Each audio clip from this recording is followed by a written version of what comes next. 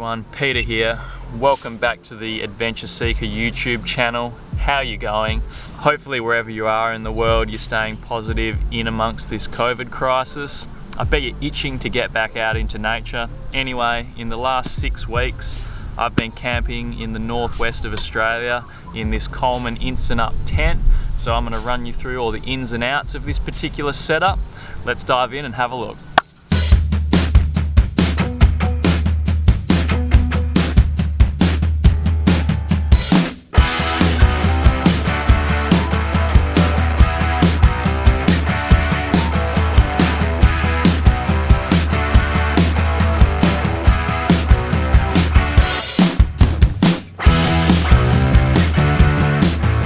So this is the Coleman Instant Up Gold 4-person tent, and to be honest I didn't really know anything about this tent until I stumbled across it in my local Tent World store. It seemed to sort of fit the bill, so for anything that we were going to spend more than one night at that particular location, we'd use this one, and if we're doing any overnighters we'd use the rooftop tent. I have an easy on rooftop tent, so we kind of wanted to find that balance of being able to stay mobile, but also if we were staying anywhere more than one night we wanted to have a permanent setup on the ground. I was pleasantly surprised by the price of this one at $2.99. Anyway, so this particular tent weighs just under 13 kilos packed at 12.7 kilos.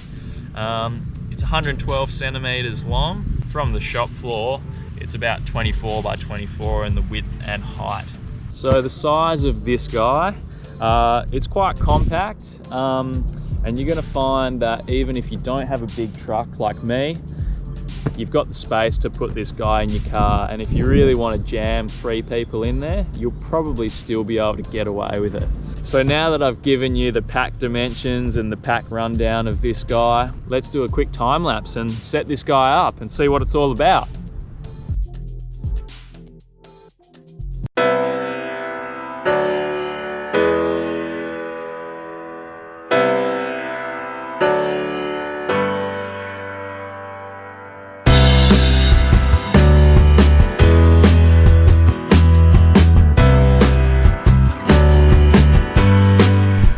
Okay guys, there we are. It's all set up now. So that probably took a bit more like 15 minutes rather than the 2 minutes that they claim on the bag.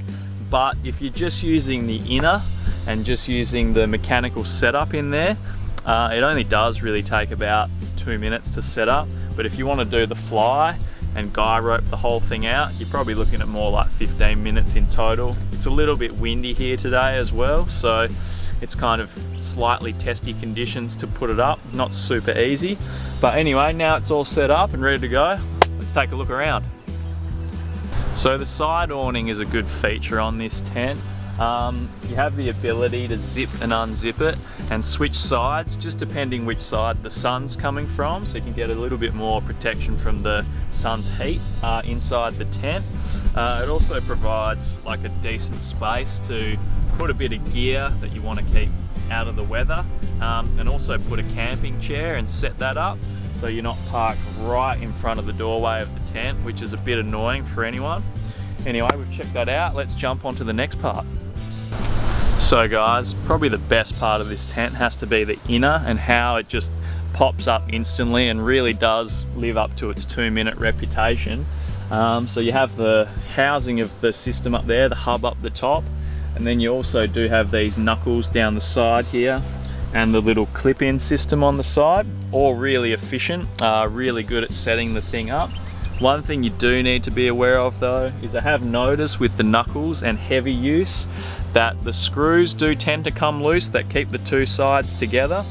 So just keeping an eye on them on your travels, keeping them tight will make sure you don't have any unforeseen accidents with your tent. So this tent has plenty of ventilation on it.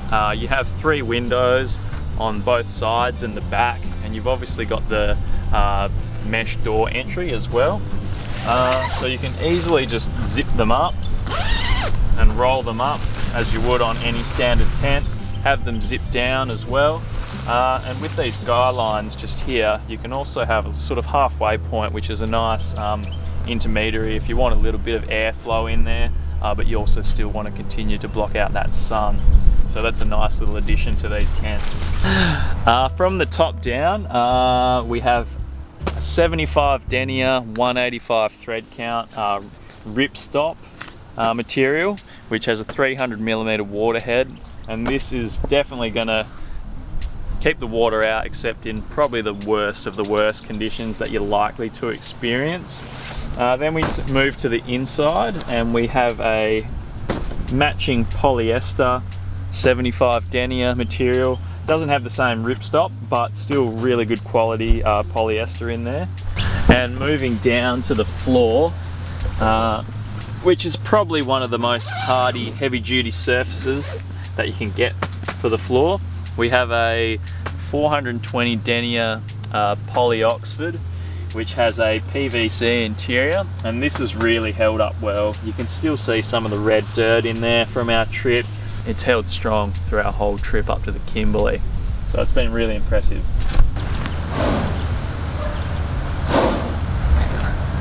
So it also comes with this nice little doormat here, which is good for getting a bit of that dirt off your shoes before you head in the tent, or dirt off your feet before you head in. And then we have our little vestibule space here. Like, it's not really massive, but you'll be able to stick maybe like some firewood that you want to keep dry, or just your shoes if you don't want to take them into the tent. Anyway, let's dive into the tent. Firstly, you've got this doorway, which is a nice mesh, followed by that denier, 75 denier polyester material inside.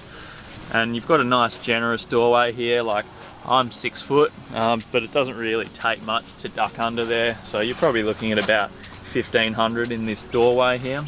We have the storm flaps here, so if you want to block out a bit more of that wind, they definitely do offer protection from the wind and also that sun as well. If you're feeling lazy and don't want to go around the outside and zip down the fly. We've also got a number of pockets here. We've got this one as you enter, just on your right, and then another one just at the back here, so provides ample space to chuck a bit of gear, a phone, a light, or something you might want to access in the night. This little guy here, he is the little gear loft, which sits up the top here, so you can just hook him in like so, which is good for storing a bit of gear in, something that you want to keep up and away and easy to access. You also have this lantern hook, which kind of eliminates the use of the gear loft, so it's a bit of a one or the other situation up the top here. We go down further, we have the power entry here, so you can either have your 12 volt from your car or 240 to power a light or some other appliance in here if you need to. And continuing on with some of the features down low here, we have this sort of half moon air vent, which really does allow a nice bit of airflow. Most of your sleeping mats are going to be down nice and low anyway, so having some of that airflow come through at this level is really beneficial to being able to temperature control the space a little bit more during the evenings. And just to give you a bit of an understanding of the size, I've got our sleeping mat here.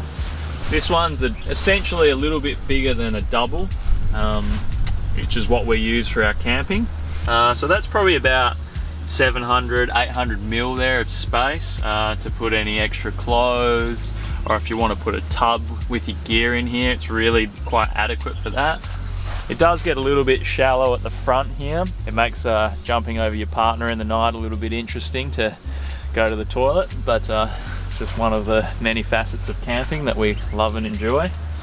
So now that we've run through all the features of the tent, I'll run you through a list of my pros and cons.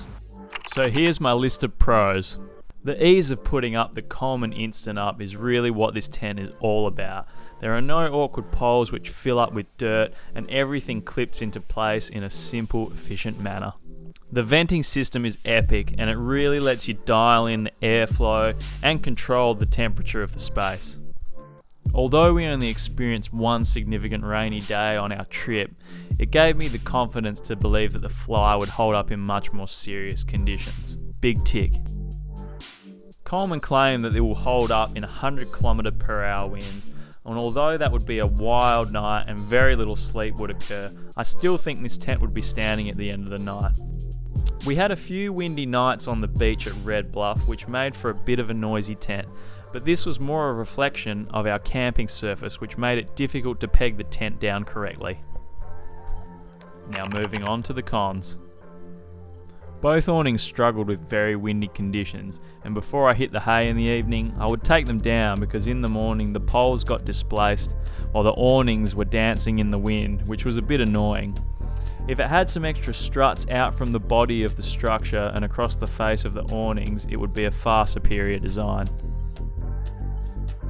The space inside can sleep 2 adults, no worries, but a little extra floor space would be awesome. I have considered the 6-person versions, but with the extra weight, they start heading into the bulky department at over 20 kilos.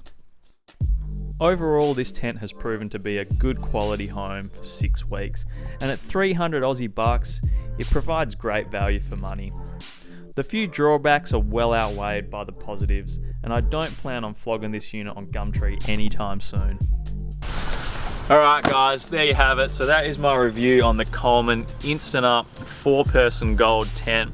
If you like this one, hit that like button, hit that subscribe button, and leave a comment below. If there's any more adventure stuff you want to follow, jump over to my Instagram at PeterPadTye for my photography.